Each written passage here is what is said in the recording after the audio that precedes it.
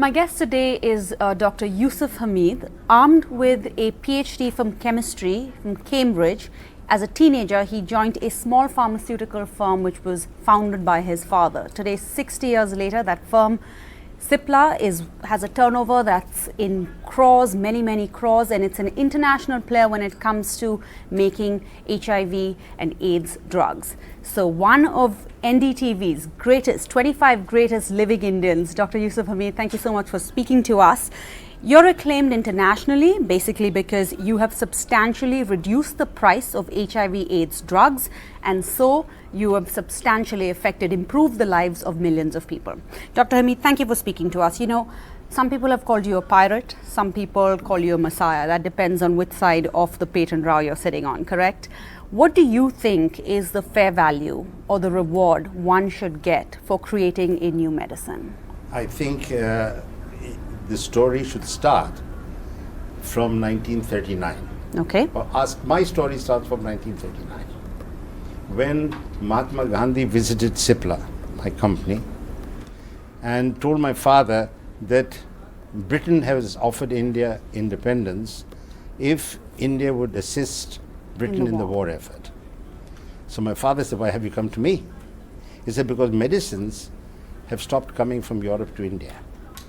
So what happened at that time, he instilled in us a sense of self-reliance and self-sufficiency.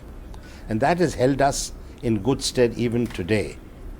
And I'm a great believer that India should follow a course of self-sufficiency and self-reliance, and that India's destiny depends on that. Future depends on that.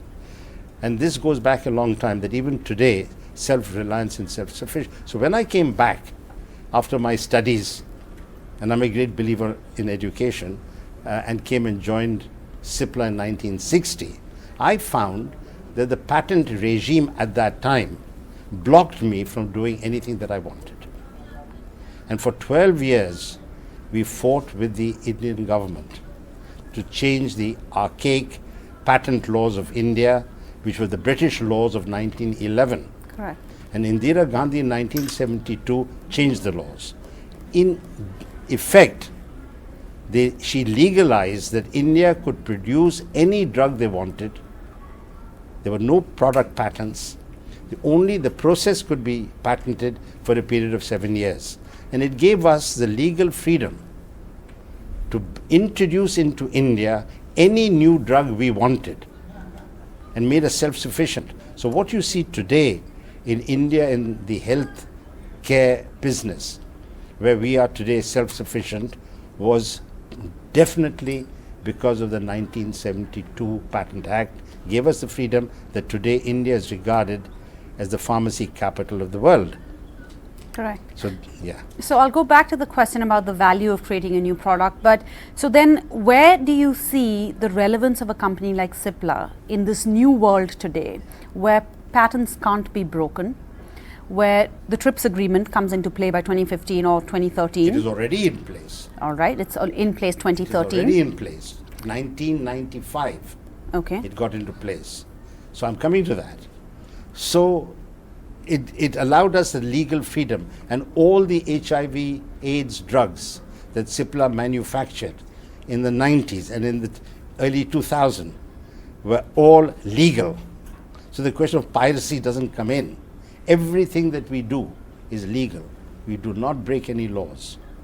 That's in Africa as well. What I'm trying to picture, and I'll give you the Indian example. Do you know what is the disease pattern in India? No. Let me tell you. 110 million mentally retarded or mental patients, 80 million cardiac, 60 million asthmatics, 50 million hepatitis cases. Diabetes. 1 in 3 Indians has got latent TB, 60 million diabetics. Healthcare in India is a permanent crisis, and we have never ever questioned patents. Please listen to me very carefully. I'm a scientist. I honor science, and I do believe that science is important. But what we are against is monopoly. India, with this disease pattern I've just shown, with a population that is going to be 1.65 billion by 2050, we simply cannot afford a monopoly in healthcare. So And what happens now that India is signatory to the TRIPS agreement? What India happens is to Indian signatory- pharmaceutical companies? Yeah. So within the gambit of what is called trade-related intellectual property, there are flexibilities. And it is up to India to use its flexibilities that are legally allowed. And one of the major flexibilities is the question of compulsory licensing. Or now I've coined the word arbitrary licensing. I don't, compulsory is a bit harsh. So what we should do is to frame our own licensing policy whereby the innovator of a new drug gets a suitable royalty, but we are not denied, and that there should be no monopoly. Only monopoly leads to high prices. Correct. If there's free, and people always say, but how much money is spent on research and development?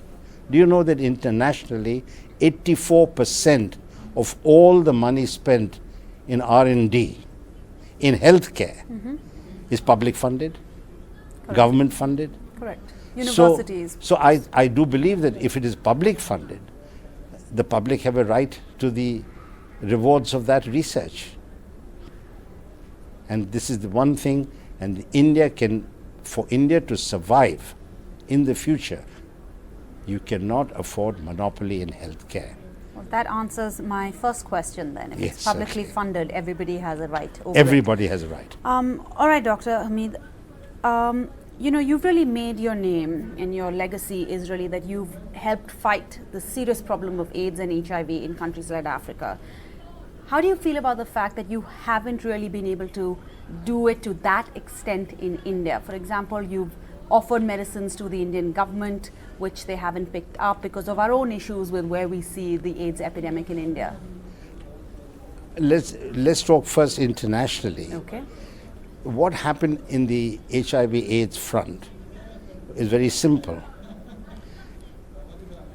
It is a question of what was being sold in Africa for $12,000 per patient per year. We offered at $300 a day. And that somehow changed the face of treatment of HIV/AIDS. It transformed the entire It transformed. story.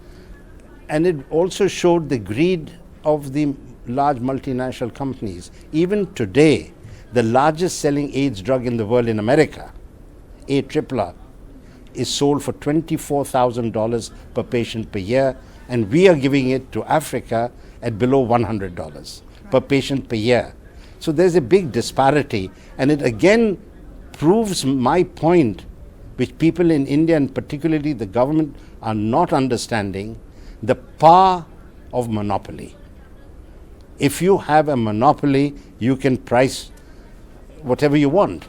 So how do we break monopoly in healthcare? That should be the main concern of our government in healthcare and Ministry of Health. This is our belief, that monopoly. Now, why it doesn't affect monopoly so much in England? Would you like to know why? Yes. Because if you're a monopolist and your customer is also monopoly or a monopolist, he dictates terms. In England, with the health system, NHS, government buys. In Australia, government buys. In Germany, government buys. Not in India. So you have to have a different framework. So in India, the government does buy, like we have a policy, NACO, etc. But when the government doesn't give as much of a priority to the problem of AIDS, something you've built your entire legacy on, what does that make you feel? I think on the AIDS, let's keep the AIDS issue aside for the time being. I do believe that if the government wants to introduce cheaper medicines, better medicines, then what they should really do is draw up an essential drug list. Now, by essential drug list, I mean not drugs that are 20 years old and 30 years old, which 20 people are making in India, because that's competition. Make out an essential drug list of key drugs that only a few companies are making. Okay. Produce them in your public funded and public laboratories. You've got IDPL, you've got Hindustan Antibiotics, you've Bengal Chemicals, Smiths. You've got 12 public sector pharmaceutical companies. And I assure you, and I'm saying this publicly, that companies like Cipla are prepared to give technology to the Indian government's factories totally free. You produce your essential drugs. You price them according to what you want. And the rest of the country will have to follow suit. So do that for drugs which are manufactured in India today by a limited number of players, and where there is monopoly today. Under the new law, all the diabetic drugs are monopoly, all the biotech drugs are sold under monopoly. Monopoly leads to high prices. There is no doubt about that.